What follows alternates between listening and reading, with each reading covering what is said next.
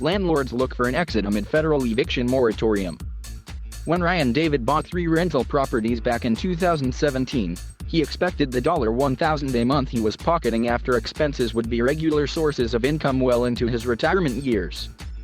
He also was counting on the rent money from the properties in Dupont, Pennsylvania, to help with the cash flow of his business buying and selling distressed properties, launched early last year.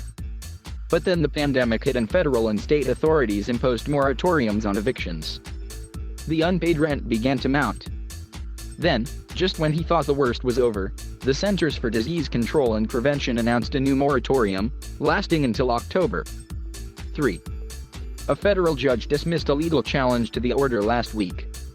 David, the father of a 2.5-year-old who is expecting another child, fears the $2,000 he's owed in back rent will quickly climb to thousands more.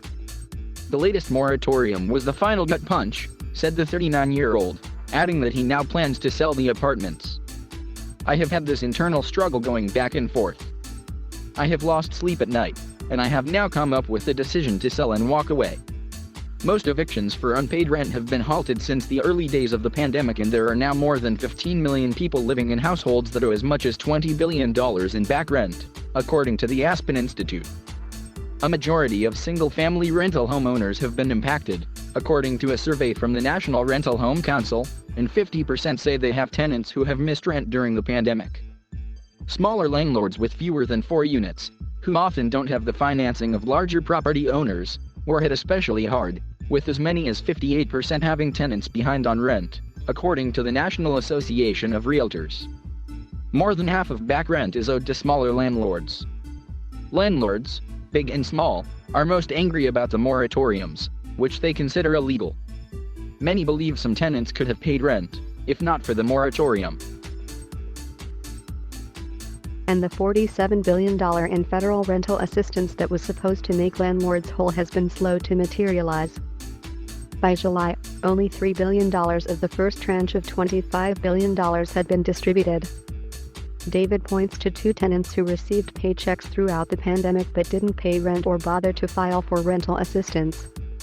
Others singled out delinquent tenants who they claimed still managed to drive a luxury car, get food deliveries or go on vacation.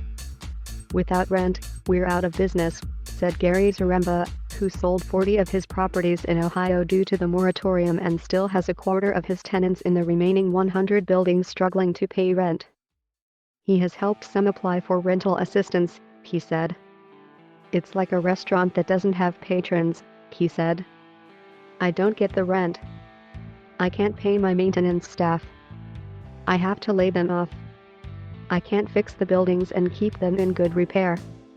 So, that means they are going to get even worse off. I can't pay my taxes. Zaremba, who also owns a handful of properties in New York City, sold some of his single-family homes to home buyers and some multifamily commercial apartment buildings to small investors. Many landlords are saddled with tens of thousands of dollars in lost rent money that was meant for retirement, a college fund, or for their investors, who themselves had sought a safe investment. They are maxing out credit cards or dipping into savings to pay property taxes, staff salaries, insurance, water bills, and maintenance. I keep thinking to myself, when does my family get paid, said Matthew Haynes, who owns 253 units with his wife in the Dallas/Fort Worth area and is owed more than $300,000 in back rent. He has referred $250,000 of that to collections. The couple put in $50,000 of their own money to avoid laying off their 7 full-time and 3 part-time employees. Haynes is also doing repairs like fixing an air conditioning unit or changing a pool light himself to save money. Their investors, retirees who typically get an annual return of 7% to 9%, got nothing last year on 2 multifamily apartments and 3% on a third one because of unpaid rent. We jumped through hoops to help our residents who were struggling. We have not evicted a single person trying to work with us, even though we have people who owe us 7, 8, 9 months of rent, he said. We are trying to do the right thing, but it's becoming impossible. In upstate New York, Michael Reed sold 3 of his houses to stem losses, after paying some delinquent tenants thousands of dollars to leave. already out more than $100,000 in back rent on 13 of his 31 units and more than $20,000 in unpaid water bills. Reed took out a $90,000 home equity loan on his house so he could pay property taxes and other bills. On Tuesday, he finally received $9,000 in federal rental assistance, a fraction of what he's owed. "I've lost an incredible amount of money on top of the rent owed," said Reed, who also works as a mortgage loan officer, referring to his delinquent tenants in Binghamton and Endicott, New York. "Thank God, my day job pays pretty well." Some owners are taking advantage of the red-hot housing market to sell their units to deep-pocketed investors willing to wait out the moratorium or to families who plan to live in them. Buyers are increasingly out-of-town investors or equity funds, whom critics fear will renovate the properties and market them at much higher prices. A lot of landlords are disgusted.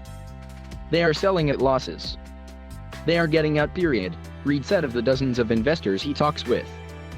Even those sticking with the property business say the moratorium has forced them to change their operations.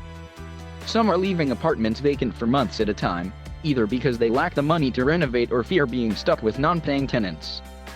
Some aren't buying any new properties as long as the moratorium is in place. Others will only buy in wealthier neighborhoods. Still others are bolstering their screening process and giving extra scrutiny to someone who was unemployed for long stretches during the pandemic or saddled their previous landlord with months of back rent. If somebody stiffed their previous landlord out of 12, 15, or 18 months' rent, I don't want to rent to them, Reed said. This could result in fewer places to live for low-income tenants facing eviction when the moratorium lifts. It makes it worse for everyone. It's worse for tenants, in particular, because we are going to lose affordable housing, said Stacy Johnson Cosby, who with her husband owns 21 units in the Kansas City, Missouri, area. The investors are going to come.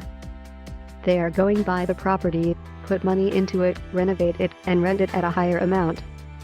Rick Martin anguished over just that before selling 2 of his 5 buildings in the Dorchester neighborhood of Boston. Before that, the 62-year-old left most of them vacant due to the moratorium, depriving him of thousands of dollars in rent. The minute they enacted the moratorium, that triggered my decision to sell the properties, Martin said. I did not want someone moving in whom I could never get rid of if they didn't pay rent. That would make the financial situation worse. Martin said he was torn about the decision to sell to investors. One has turned a building into condos. Another has already doubled the rent on a 3-family building.